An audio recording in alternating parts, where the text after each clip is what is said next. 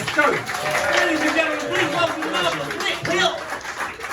Winning, by the way, Nick Hill. Oh, good evening all. This is nice to be here because we've had a shit few years, haven't we? We've gone through Brexit, and I don't mind. I voted Remain, not for any political or social reasons, but there's no way I want to go back to washing my own car on a Sunday. We've gone through COVID, and we're still going through COVID. We got the Russian crisis, and I think, what's next? Right, there's only one thing left, right, apart from nuclear, but there's only one thing left, and that is alien invasion. And I've got to be honest, we got a bit lost on the way. We drove through the meadows, and looking around, I think it's all a fucking big gun. You mentioned, you sort of got in, I did the Leicester Comedy Festival this year and I won an award. Yeah, thanks. I won the Silver Stand-Up, which is basically a competition aged, for those people aged over 55. Right? There's no upper age in it. So backstage, it was like God's waiting room for comedians. One guy fell asleep. I've got to be honest, we weren't sure if he was dead or not. But I did win, and I was really excited. And I phoned my wife straight away. And I said, "Do you never guess what?" She said, "What?" I said, "I've only gone and won." She said, "Oh, that's brilliant. What did you get?" I said, "I've got a trophy." "Oh, that's fantastic." I said, "I'll show you what I get." 2 hours later, I'm back in Gloucester. I show her the trophy. She said, "That's lovely. Anything else?" "No." "When were you going to tell me about the £500 cash prize?" Right? Because I googled it on the website. Ooh. And we had a massive argument. And I mean, one of the things about having an argument with your wife, I've got to be honest, is the makeup sex. That's always brilliant. The lady on the Max Factor counter didn't agree. But the competition was 2 days after Valentine's Day, and I did celebrate Valentine's Day with my wife for 22 years, and by that, I don't mean I'm married to a 22-year-old, that would be exhausting. And it's never going to happen, is it, because I've got no money. But we are quite romantic, and I phoned the florist. I said, "I'd like to order some flowers for my wife." They said, "Would you like a card?" I said, "Yes, please." They said, "What do you want on the card?" I said, "Just put to Lynn, love, Nick." She said, "Do you want a kiss on the bottom?" I said, "That would be fantastic." What time do you want me there? She went, "No." I meant on the bottom of the card. I said, "Yeah, I know, I'm a comedian, I was just making a joke." And quick as a flash, she said, "I bet you don't get many gigs." It's not the first time I've been rebuffed. Last week, Kendall's in the VW garage looking at a new Polo, lovely burnt orange colour. Sales lady came up, she said, "Do you like the colour?" I said, "I do actually, yeah, I do."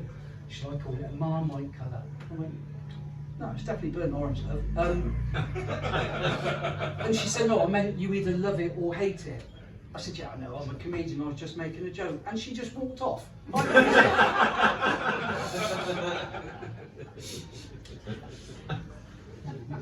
My wife, she said, not long after we got together, it was sort of around about Valentine's Day. And we were sitting down this Valentine's Day, just having a meal together. And she said, "Can you remember how we first met?" Right, now you will have deduced from that accent that I am married to a lady who hails from Bangladesh. I said, "No, not really." She said, "You had an advert in the Lonely Hearts column. In fact, you had 2. I said, "Did I?" She said, "Yeah, but I didn't apply to the one." I said, "Why was that?" She said, "Well, in the second one, you put your height and your colour." I thought, that's harsh, isn't it? And then it dawned on me, right, about 5 days after I suggested we go to Alton Towers for the day, she said, "Not much point in wasting a ticket on you, is there, really?" And then when we were married, I came home one day, she said, "Can I ask you a question?" I said, "Yeah, what is it?" She said, "How do you feel about being only 9 inches taller than the largest emperor penguin ever recorded?" And I thought, I fucking clearly married a woman with way too much time on her hands. We've gone through the same routine for the past 22 years. She goes up to bed, I come up to bed. "Have you turned the TV off?" "Yes."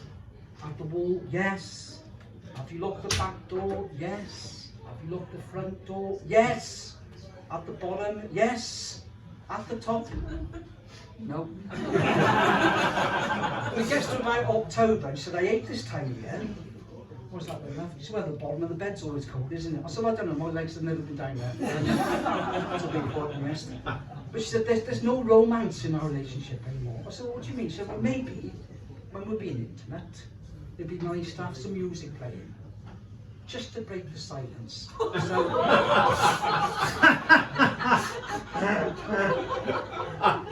to be fair, my first challenge was finding a track that only lasted 28 seconds. But I sorted it. Put the music on, Make It With You by Bread. That was nice, sort of got us in the mood. To be honest, I think my choice of song number 2, the theme for Match of the Day, spoiled it a little bit. And she said, there's, like, apart from the romance, there's no surprises. So the other night, she was in the bathroom getting ready. I went to the bedroom, turned the lights off, lit some candles, hid under the bed, and when she came in, I just grabbed her ankles. And apparently that wasn't the surprise she had in mind. She's not a happy woman. It was her birthday. Oh, today. We got her a spa day, that was wrong. She fucking hates grocery shopping apparently. But she did surprise me just before Christmas. She said, you have remembered you're picking me up from my work stool tomorrow. Now that was a surprise because she's self-employed and works from home. I said, no, that's fine.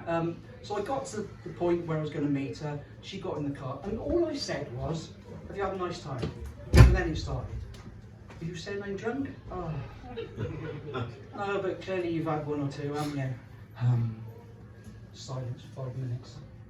And then I got, I don't think you love me, do you? Oh, don't fucking start. In fact, I don't think you ever left me. I said, well, I do, I have. Going forwards, I can't promise, but... well, if you love me, you can prove it right now. I said, how am I going to do that? She said, you can get on top of me and make love to me in this car. I said, well, that's not going to happen. She said, give me one good reason. I said, well, I'll give you 3. She said, go on then. I said, well, number 1, it's 4 o'clock in the afternoon. Number 2, we're still outside Wetherspoons in the middle of town. And number 3, your girlfriend Chris is in the back of the car because we're giving her a lift home. And that's the thing, right? She's got a girlfriend. I've got no problem with that. They've just been on a weekend tour away. End of April, they're going for 7 nights on a cruise to the Norwegian fields, right? 7 nights. I wanted 1 night away with my girlfriend. Oh my God. And that's why I was gutted she found out about the £500 cash prize, to be honest. But we did dry January this year. Still drank, just no sex. But it was sort of it was drink related. Christmas Day, I had 1 red wine too many. Fell asleep at the dinner table at 4 o'clock. She said I was an embarrassment. She felt humiliated. The other people in the hotel dining room thought it was hilarious. And as a result of that, I thought I needed to sort of change my ways in 2022, stop drinking so much and try and be a nicer person, be a better person, be a bit more considerate. But it's difficult for me, I don't mind telling you, I've got issues. Well, let's call them by their proper names, shall we? Fucking stepchildren. We've all been there. They're not even kids, right? They're 39 and 40. I get on all right with the one. The other one's a bit, she likes things to be correct. Like, and we were having a chat at Christmas and I inadvertently used the word Eskimo, because that's a term I've always used. She went off on it. She was more angry than the cat that's just found out it belongs to a West Ham footballer, right? That's how annoyed she was. I said, Nia, what is your problem with that? She said, because it's discriminatory, isn't it? It is absolutely discriminatory. I said, no, it's just a term I've always used. I'm old, it's just... She said, the thing is, you've never experienced discrimination. I said, are you joking? I'm little and ginger. I said, people in pubs rest their elbow on my head. So they pat you on the head and don't start on the ginger thing. I said, when I was young, I suffered with the name calling more than anything. Copperknob, ginger nut, Duracell. You little ginger wanker. And I can remember saying, Dad, leave it out, you know. But it wasn't just my father. I came home, I can remember it as clear as day. January 1965, right, I was 5, you do the maths. We just come back after the school holiday and I went and saw Mum. I said, Mum, all the other little boys in my class were talking about the presents they had Christmas Day. She said, and? I said, I didn't get any, did I? She said, no you didn't, and there's a very good reason for that. I said, what is it? And she looks me straight in the eye. I was 5, and she said, Sandra, don't stop for ginger kids. That's harsh. To be fair, I've got 2 ginger kids. I haven't spent a penny on them for Christmas. They're absolutely fantastic. But I applied for a gig in Bristol just before Christmas, and it said acts wanted, particularly those of LGBT or POC persuasion. So I phoned up, so I'm interested in the gig. They said, are you LGBT? I said, no. They said, are you POC? I said, I don't know. What does it mean? They said, a person of colour. I said, I am. They said, what colour are you? I said, ginger. They put the phone down. Because that's how politically correct world we live in. Right? It is absolutely ridiculous. I'll give you another example. 2 years ago, Bideford, North Devon, historically has always been known as the little white town because of its whitewashed houses, right? That is now considered discriminatory, so they've had to remove all those signs from the town. Whitehaven, they've absolutely left it alone. I've no idea what's going to happen there. A bit closer to home, I was in Greggs last week, and this is, I went into Greggs, I said, I'll have that Cornish pasty, please. She said, I can't serve you that. Well, is something wrong with it? I said, no, but I can't sell you it as a Cornish pasty because we're not allowed to call it a Cornish pasty anymore. Why is that? Well, it's not made in Cornwall. The bloke behind me, he said, well, I'm off. I said, what's your problem? He said, well, I want 2 Danish pastries and 3 Eccles cakes. I turned back round. She said, do you want this pasty or not? I said, no, it's a matter of principle. I don't want it. She said, do you want something else? I said, yeah, I'll have a cheese and onion sandwich on white, please. She said, racist. I've got to be honest, that joke normally goes down far better. But as we're in somebody's living room, it probably doesn't matter. And I was on about being a better person, and because I am little and ginger, I'm quite irritable. I get quite wound up even at this age, and it sort of brought it home to me just before Christmas. Am I keeping you up, Chris? Sorry, you're just. No, it's fine because you've been in here since what, 3 o'clock this afternoon, probably. Yeah, you're on that table. You've done well. Just before Christmas, we had a new kitchen fitted by Moblin, and on the last day of fitting, they scratched one of the light oak wooden doors. And I said to the fitter, what are you going to do about that? He said, well, don't worry, I'll just order another one, it'll be here tomorrow. 8 weeks we've been waiting for this door, and I've been phoning, nothing. Getting fobbed off. We were just about to go out last Saturday, knock on the door, postman come, door-shaped parcel. He said, Mr. Hill, yeah. He said, do you want to sign for this? Yeah, thanks. I brought it in, my wife said, you're going to open it? I said, there's no need, because it's obviously a door, isn't it? She said, yeah, but it might not be. I said, well, no, it is, it's a door. She said, just open it. I said, all right.